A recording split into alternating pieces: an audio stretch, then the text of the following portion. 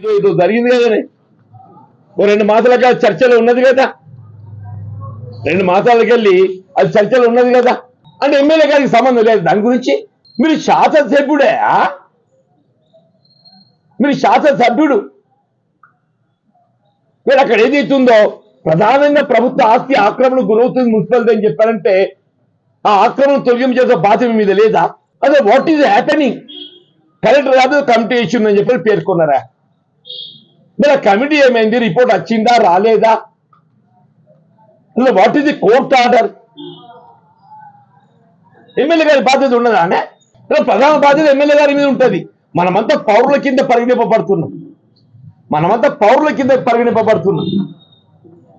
అది చట్టబద్ధంగా శాసనసభకి ఎంపికైన శాసనసభ్యుడు ప్రధాన బాధ్యత మీద ఉంటుంది, ఆయన మీద ఉంటుంది.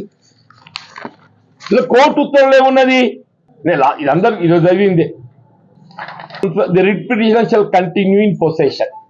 ఇంత మటుకు వాళ్ళు ఏదైతే ఉందో వాళ్ళు కొనసాగుతారు, వాళ్ళ ఆక్రమణ కొనసాగుతాయని చెప్పి అంటుంది, ఆక్రమణను కొనసాగుతుంది అంటుంది. కానీ ఆక్రమణకు చట్టబద్ధత కల్పిస్తలేదు.